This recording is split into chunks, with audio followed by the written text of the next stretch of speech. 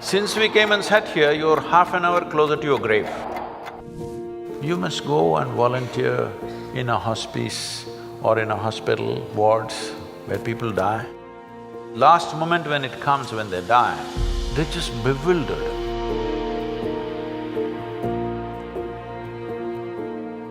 My question is, suppose humanity makes it past this very tumultuous phase we're in right now, what would we do if we reach an ideal society where everyone is peaceful and together? What would our end game be? What would we strive towards? Oh. Is it a deal between you and these guys?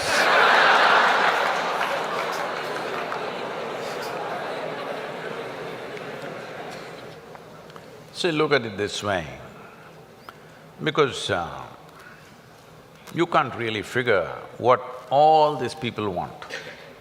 Look at yourself. Right now you're thinking you want to become an engineer. Let's say right now I make you an engineer, this moment. Then you're thinking you need a job, I got your job. Then you're thinking you need a promotion, I got you. Then you think you need an award, I got you. Then you think you need wealth, I got you right now. Everything that you can dream of, I got you right now. What do you want now?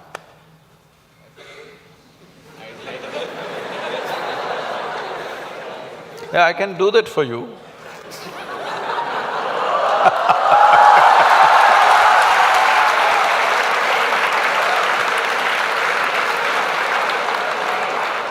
Let's say I want a job. Huh? I'm striving for a job right now. Yes. Now, we are looking at the end game, right? You got everything you wanted right now. Things that you can imagine, things that you cannot imagine right now, everything you got right now. What do you want right now? I wouldn't know what to do. Just look at it, huh?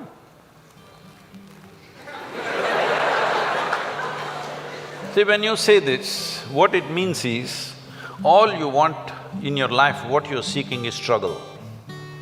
To get a job, it must take 3 years, then you will feel, wow, I got a job. Look at all the people who have good jobs, look at them walking on the street. Are they going blissfully, dripping ecstasy? Hello? Miserable guys, they're getting blood pressure, going to work. They're getting all kinds of ailments, they're freaking out. Yes? So what do you want? Is there a girl here?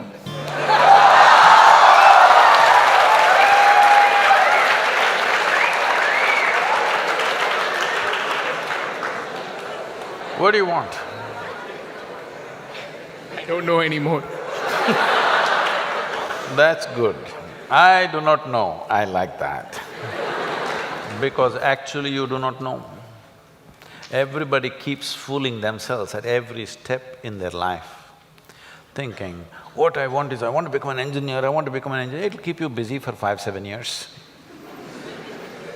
Then I want job, it keeps you busy for another 1 or 2 years. Then I want this kind of job, that kind of job, that keeps you busy for another 8-10 years. I want that much money, that much wealth, that keeps you busy for another 25 years. I want this kind of girl, that kind of girl, that kind of boy, that keeps you busy for a few years. Then children will come, I want my child to become this, this, this. Well, we are preparing for your funeral.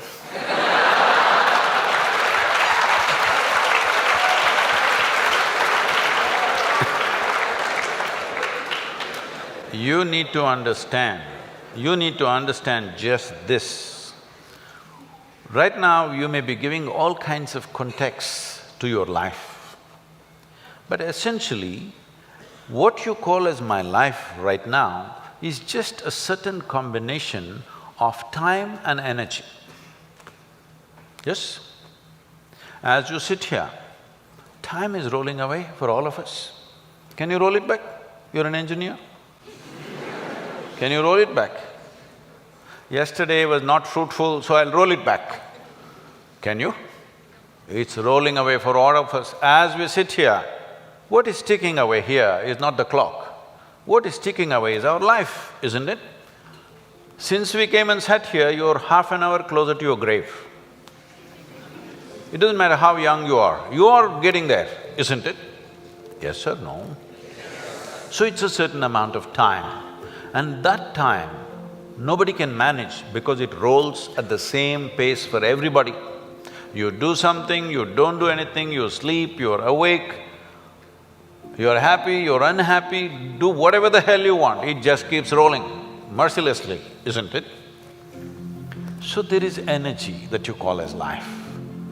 This, you can pitch it at different levels. If you're like this, I'm talking about the classroom expression, you know.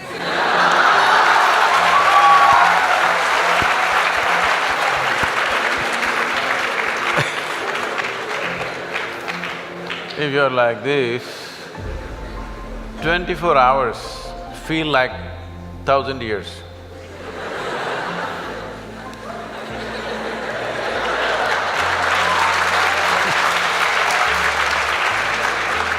But have you seen on a certain day you're very happy, 24 hours, poof, went off like a moment? Yes or no? So, time is a very relative experience in individual subjective experiences. If you're joyful, if you live 100 years, it feels like a few moments, it's gone. Only miserable people will have a long life. Because if you're miserable, you'll always feel life is too long that you will want to cut it short. But if you're joyful, the possibility that a human being holds, before you look around, it's over, really. But what possibility this carries? So what you need to manage is your energies, because life is a certain amount of energy, it's not limitless, but it can be enhanced. If you function at one level of energy, what you do in 10 years' time, if you function at a different level of energy, the same thing you can do in 1 year's time. So if both people live for 100 years, in terms of impact and profoundness of experience, one has lived for 1,000 years, another has lived for 100 miserable years. So this is all you can do. You may think right now, engineer, this one, that one, these are all limited contexts you're setting for yourself. Fundamentally as a life, it's just time and energy, isn't it? The question is what you make out of it. Do you want to make something out of it? There's no compulsion you have to make something out of it. When I say making something out of it is not a social phenomena I'm talking. What should you become in the society? That's not what I'm talking. Fundamentally, you have come here in terms of life is you want to experience life. Question is how profoundly. Right now, if people want to experience life, what are they experimenting with? They will experiment… not this, this. Yeah, I know you guys.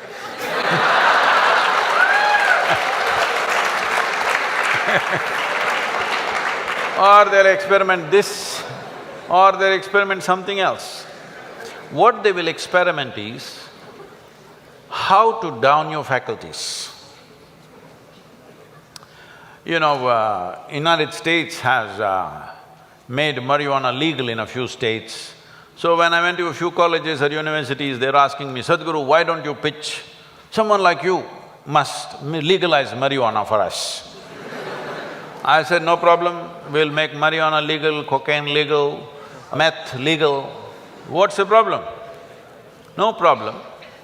Only thing is, why is it that you want it to be legal? So that you can smoke up and come to the college, right? It's fine. But let's say you want to fly a small airplane, the pilot comes smoked up. You want to fly with him?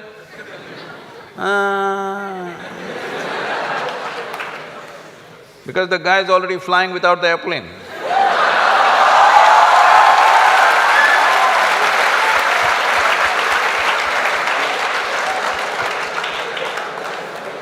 Okay, you're not getting the point. You need a major surgery and the surgeon comes smoked up. You want this surgery? Oh no. Then you clearly understand this lowers your faculties. I want all of you to look at this. Do you believe you can enhance life by lowering your faculties? Hello? If you want to enhance this life, you must super enhance your faculties. That's the only way you can enhance this life. You cannot lower your faculties and think your life is getting enhanced. What kind of stupidity is that? Simply because it makes you a little like this. I can make you feel like this all the time. How's that? No substance, I'm always like this only. Look at my eyes, I'm stoned. Yeah. Never touch a substance but fully stoned all the time. Because I want you to understand this, the greatest chemical factory on the planet is here. If you are a good manager of this, you can create any experience that you want from within and also heighten your faculties. If you are having an experience, even to experience that, your faculty should be heightened, isn't it? Is this the greatest chemical factory on the planet, most sophisticated? Do you agree with me? Are they chemical engineers? So I'm asking, how are you managing your system? What have you done? We gave you such a sophisticated machine. Have you read the user's manual at least? No. Blindly do this and then you think pumping something is going to make this better? No. Believe me, the only and only way you can enhance this life is that your faculties are super bright. The way you see, the way you hear, the way you smell, the way you taste and the way you touch. If this is enhanced, is life enhanced in many ways? There is much more to it, but I'm saying from what you know from your experience. Suppose you could see twice better than somebody who's sitting next to you, is your life enhanced? If you could taste better than other people, is life enhanced? If you could feel better, is it life enhanced? If you could hear better, is life enhanced?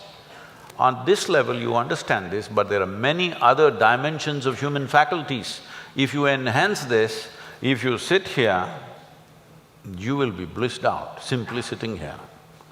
You wouldn't want to touch any damn thing because just sitting here is the greatest experience of your life. So, about what is the end game?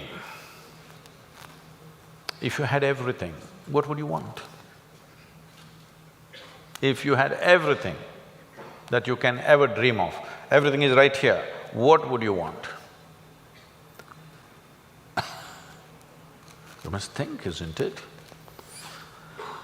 I won't supply you with an answer. If you do not invest that much thought into your life, that means you're super short-sighted. Hello? This happened to Gautama the Buddha. You heard of Gautama the Buddha?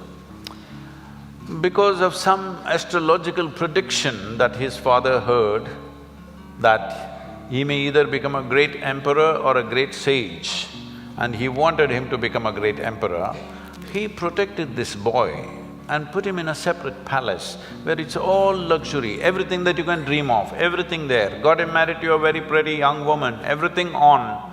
No, he should not see any suffering. But one day he just went out. He saw one old man and he asked, why is this guy like this? You know, his chauffeur. His chauffeur or his chariot driver said, oh, everybody becomes like that after a certain time. He said, what, me? I'm a young prince, will I become like that? Hey, yeah, everybody will become like that. It shook him. Then he saw a man who's suffering with some kind of disease, ailment. So why is that guy like that? Said, it'll happen to a lot of people. Who it will hit, there is no prediction. Anybody can become ill. Most people think it happens to other people. No, it can happen to us. Hello? And then he saw a funeral, a dead body. So what is that? He said, that is inevitable, everybody will die. Do you also know? You will also die? No, because most people believe other people die. No, intellectually they know, but they think they're forever. No, you must be conscious, you're mortal. Mortal means you have a limited amount of time and energy. If you're always conscious about this, how would you organize your time and energy? You decide. If you're conscious about it. If you think you're a superhuman being, you're not going to die, other people will die, all the best. It'll come. You can realize this on your deathbed and die. See, people may think this is extreme, but you must go and volunteer in a hospice or in a hospital wards where people die, and you must see. It's very important, very, very important. Only then you become sensitive to life. Life becomes super valuable because you know it's a limited amount of time. If you watch this, unfortunately today in the world, over 80% of the people, when last moment when it comes, when they die, they're not fearful, they're not in pain, they're not in something else, they're just bewildered. A look of bewilderment comes because all their life they just lived their thought and emotion, they never lived a life. This is important, you must understand, there is a psychological reality in your head and there is an existential reality which is life. Most people are mistaking their psychological reality to be existential. Your thought and emotion has become more significant in the cosmos, isn't it? Hello? Huh? What you think, what nonsense you think and feel, has it become more important than the universe or no? This means you are making your creation more significant than the larger creation. This means you must suffer. If you don't suffer, I'll be disappointed. Yes, I will be. Because if ignorance doesn't make you suffer, then what? Then what's the use of me? Because it takes a lot to come out of the trap. What is the use of somebody striving to come out of the trap of ignorance when people can live wonderfully in their ignorance? What is the point? What is the use of knowledge? What is the use of knowing? What is the use of enlightenment? What is the use of realization if people can live absolutely blissfully in their ignorance? What is the point? When you're ignorant, you must suffer. And I want you to know, the greatest evil right now on the planet is not evil, it's ignorance.